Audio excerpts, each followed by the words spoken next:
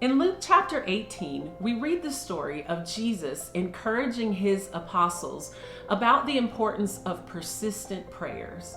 He tells them not to stop in their prayer, not to give up hope, but to keep on asking God for what they need. When I think about this story, it really just kind of helps me in light of the situations that have been going on in our nation over the past few months, past few weeks, and even just recently over the past few days. It's been a trying and a challenging year so far. We have a virus, and then as we're starting to move out of that and try to go back to a little more normal in our lives, we run into a big issue that has been going on in our nation for way too long. And as I was praying about the situation and just asking God for direction and guidance and, just helping me in this situation, and he brought me to this story. And I just want to encourage you with this story today because it helped give me a little bit of hope.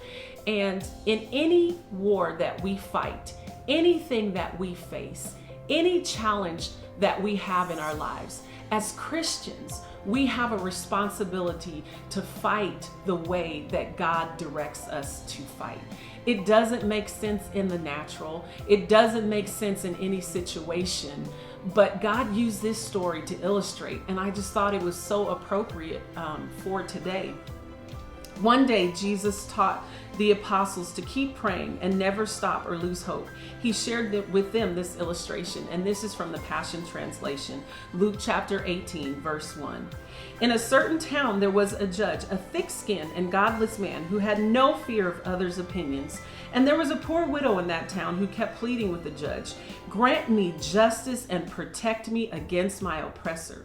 He ignored her pleas for quite some time, but she kept asking. Eventually, he said to himself, "This widow keeps annoying me, demanding her rights, and I'm tired of listening to her.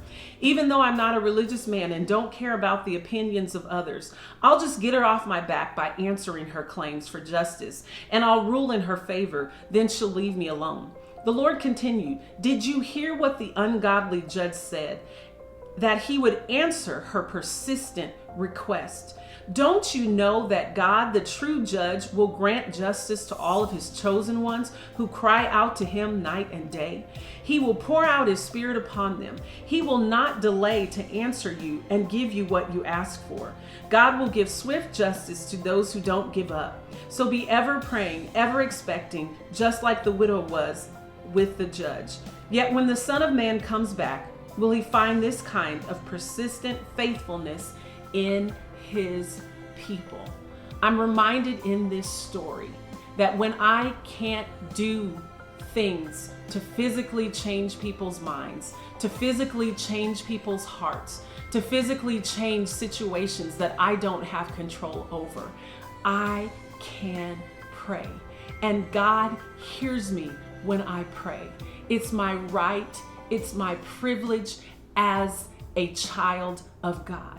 And no one can take that right or that privilege away from me. No one can stop God from hearing my prayers. And so I want to encourage you today that wherever you are in this fight, wherever you are, whether your fight is for health, whether your fight is for justice, whether your fight is for peace, wherever you are, know that as Christians, we can fight in prayer as well. When we pray, God gives us the wisdom that we need. He gives us the direction that we need. He gives us hope. He gives us courage, and he helps us. He will come to the rescue. So just as you would be persistent in anything in the natural, I want to encourage you to be persistent in your prayers and in your requests to God for justice to be served, for truth to prevail, for peace to reign in our nation. Pray for those that are in authority. Pray that God moves on their hearts. Pray that justice be served. and be persistent in your prayers, just like this woman. God will hear you and he will deliver you from the hands of injustice. I love you guys today, and I hope to see you tonight on our Zoom meeting for 2-9. I love you guys and have a great week.